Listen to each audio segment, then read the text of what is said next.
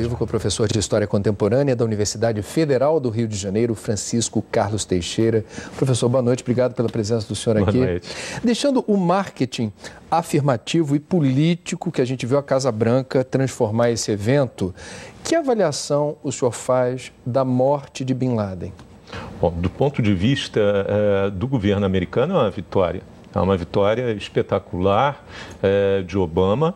Isso fortalece e o torna, sem dúvida nenhuma, agora um dos grandes líderes americanos e facilita muito a reeleição de Obama.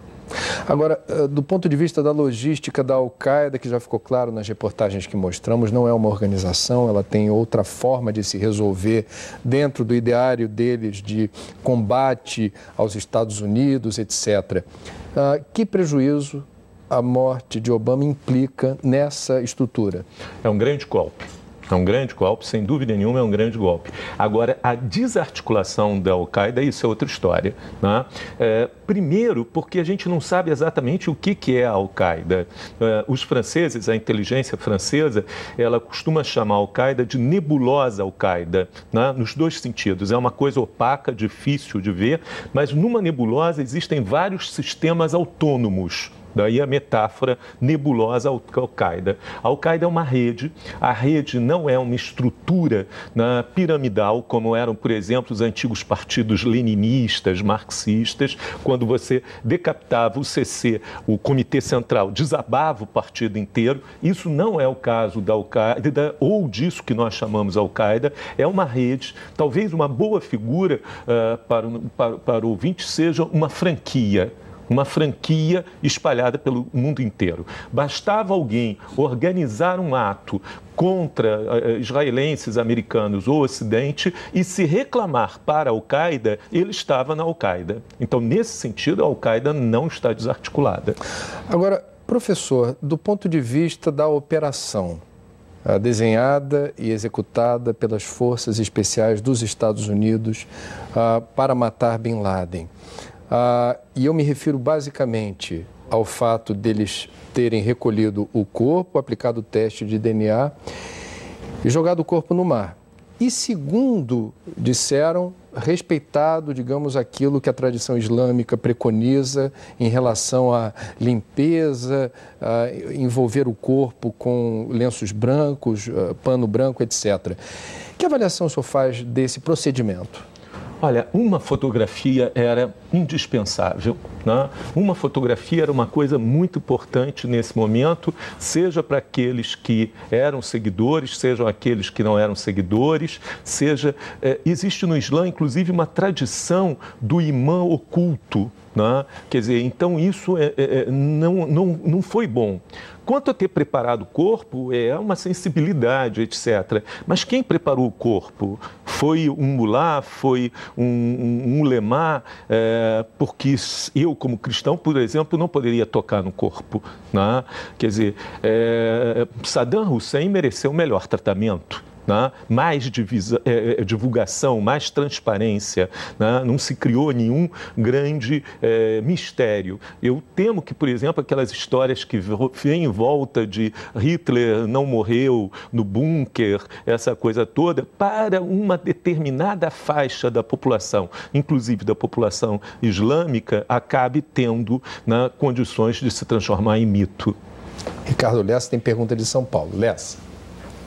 Boa noite, professor Francisco Carlos. Olá. A gente viu toda a operação, como ela foi bem cirúrgica. E eu me lembro que no início, logo depois do atentado de 11 de setembro de 2001, essa era uma das discussões. Por que não fazer uma operação cirúrgica contra a Al-Qaeda e sim, vamos dizer, invadir Afeganistão, invadir o Iraque, perder milhões de vidas civis, etc. e tal? Então, o que o senhor acha hoje, fazendo essa retrospectiva, por que invadir o Iraque? Por que invadir o Afeganistão? Agora tem que refazer tudo de volta, não é verdade? Tem toda a razão. Quer dizer, a gente aqui tem duas possibilidades de resposta. Primeiro, a causa nunca foi Bin Laden. né? Bin Laden foi muito mais, né, uma cobertura do que verdadeiramente isso. Ou, por outra, né, aquela orientação que Donald Rumsfeld, então secretário de Defesa de Bush, na presidência dos Estados Unidos, tinha, era de que tudo podia ser feito de uma forma muito econômica, muito clara e que não teria custos. Lembro que ainda ao tempo de Clinton tinha a opção, por exemplo, ele lançou mísseis, foi você que deu a notícia aqui ao ar, dos mísseis depois do atentado contra o Sudão e contra o Afeganistão, como uma forma cirúrgica de fazer esse tipo de ação. O que mostra, 10 anos depois, é que Bush e Rumsfeld não conseguiram o sucesso que o Obama, de forma muito mais cirúrgica, né, conseguiu e vai lucrar enormemente com isso. Professor, fora do ar, o senhor chamava a atenção, era algo que o senhor destacava como sendo talvez o aspecto mais importante dessa sincronicidade entre a morte de Bin Laden e esses levantes em diversos países do mundo árabe. O que é que lhes chama a atenção? Isso é muito interessante, porque o que aconteceu no Cairo, Alexandria, Tunis, agora em Dera, na Síria, em Sana, no Iêmen, mostra que ninguém estava na rua sacudindo o retrato de Bin Laden ou queimando bandeira de Israel. Quer dizer, o movimento que Bin Laden representa já era um movimento em decadência, em forte decadência, sem nenhuma aderência no grande movimento popular. A morte de Bin Laden, ela acontece exatamente quando, na verdade, o movimento político não tem mais nenhuma ressonância popular em larga escala na população árabe muçulmana. Consegue ter audiência em grupos radicais e consegue ter audiência daqueles muito frustrados e muito magoados, como, por exemplo, o caso dos palestinos. Eu queria novamente, então, chamar a professora de História Árabe e diretora do Centro de Estudos Árabes da USP, Arlene Clemecha, com quem conversamos há pouco, e juntamente com Francisco Carlos aqui no Rio, vou fazer uma mesma pergunta para os dois, no seguinte sentido. Com o assassinato, a morte de Bin Laden, o que deve prevalecer daqui para frente? Esse marketing assertivo de dizer, terroristas, não mexam com a gente, porque mais cedo ou mais tarde vocês serão mortos. Quer dizer, essa retórica mais belicista e opressora, constrangedora. Ou, digamos, a janela de oportunidade para entender como em certos países a pobreza, a miséria, a exclusão, a opressão fomentam o aparecimento de núcleos armados que têm muita afinidade com a Al-Qaeda e outros braços terroristas.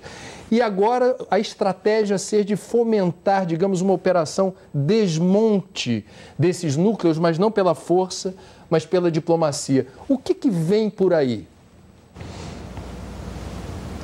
André, se Osama Bin Laden tivesse sido morto 8 anos atrás, 5 anos atrás, a resposta provavelmente fosse outra. Hoje o contexto está muito mudado a partir das revoluções em sequência, em cadeia, nos países árabes. Esse início de uma transformação que aponta todas as revoluções apontam para um desejo de democratização, de defesa de direitos humanos, de liberdade de expressão, de aquisição, então, de todo um novo paradigma, perspectiva para a população maltratada, miserável, oprimida desses países. Eles estão, então, tomando essa iniciativa nas suas mãos e mostrando nesse contexto como Osama Bin Laden já se tornou irrelevante para os árabes. Então a realidade é essa, o contexto responde a sua pergunta. Espero que esse contexto continue se afirmando e que não aconteça então uma reversão disso a partir de atentados de retaliação, de vingança, mas que a gente possa manter o curso dos acontecimentos sobre os trilhos que eles possuem hoje. É isso, acredito fortemente. Agora, é possível que espipoque aqui e ali atos violentos de retaliação. Faz parte do contexto e isso não muda em nada o que acabamos de ouvir. Agora, algumas coisas têm que ser feitas também. A presença de infiéis na Terra Santa, né, as bases americanas na Arábia, não são uma política favorável a isso. A não resolução do conflito palestino. Temos que trabalhar na direção de um Estado palestino seguro para todos, mas viável e com uma identidade própria. E isso que a gente acabou de ouvir, que é fundamental, né, a vitória do movimento popular no maior número possível de países. Diga, Lessa. Professora Arlene, mais uma questão. Osama Bin Laden não era, mesmo entre os países árabes, muito bem quisto, na verdade? Verdade. E ele se colocar como o representante, eu queria que justamente a senhora contextualizasse o posicionamento, que, enfim, a morte dele também não é de todo, assim, mal vista dentro dos países árabes. Não, de fato, nós não vamos ver comemorações como vemos nos Estados Unidos, mas muitos árabes sentem sim e ressentem o fato deles terem visto durante muito tempo batalhas que são legítimas, árabes, de países invadidos e ocupados, sendo tomada, sendo sequestrada por uma figura como Osama Bin Laden, que não tem um respaldo popular. Inclusive, Osama Bin Laden, voltando um pouco na história do surgimento dele como figura, até 96 ele era uma figura desconhecida do mundo. Foi de 96 a 98 que ele entrou no cenário mundial. Então, pouco antes de 96, aí, ele chegou a viajar por países árabes, exilado em muitos casos, mas passou pela Argélia, pelo Egito, pelo Sudão, tentando reunir, angariar apoios para a sua causa, e essa sua tentativa empreitada foi em grande medida fracassada. E foi a partir desse fracasso que ele se instaurou novamente no Afeganistão, em 96, quando o Talibã assumiu o poder no Afeganistão, permitiu que ele se instaurasse ali e passasse a trabalhar com um foco dirigido para atentados contra representantes e regimes, enfim, ocidentais, né? Isso foi, então, após um fracasso dentro de países árabes. A gente esquece um pouco isso. Professor, o senhor lembrou aqui o ponto nevrálgico dessas relações historicamente tensas entre Ocidente e mundo árabe, que é a questão do povo palestino. Barack Obama marca um gol para si, para a política do seu governo, com a morte de Bin Laden, mas a questão do Oriente Médio está, ao que parece, eu me corrija se estiver enganado, muito mal resolvida. Não está resolvida. Não está resolvida. Quer dizer, a Casa Branca não se posiciona com a clareza. Uma coisa que a gente tem que perguntar é qual a fonte principal do alistamento dessas pessoas, quais a razão do alistamento dessas pessoas para esses grupos, e a Arlene está totalmente com certeza correta, quer dizer, em declínio, mesmo naquele momento a audiência era curta, mas onde que estava o alistamento? O sentimento de frustração, de perda e de humilhação.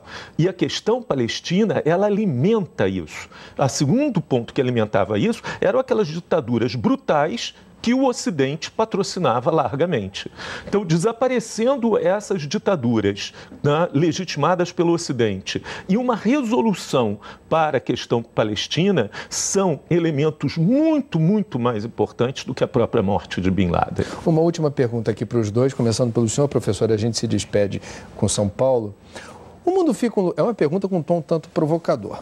O mundo fica um lugar melhor sem Bin Laden? Fica.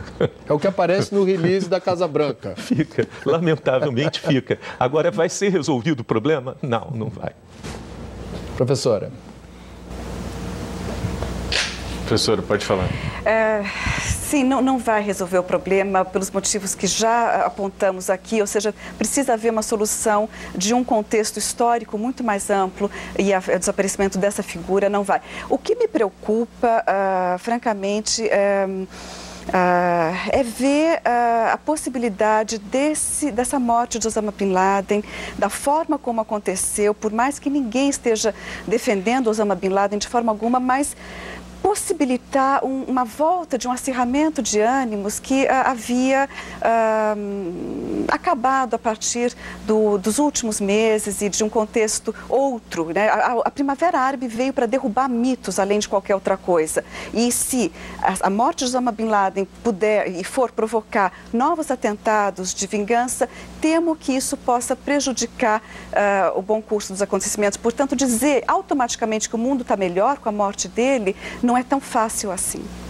Eu agradeço então as participações ao vivo. Já é tarde aqui, segunda-feira, professora de História Árabe e diretora do Centro de Estudos Árabes da USP, Arlene Clemecha, e o professor Francisco Carlos Teixeira, professor de História Contemporânea da Universidade Federal do Rio de Janeiro. Ricardo Lessa, obrigado a você também.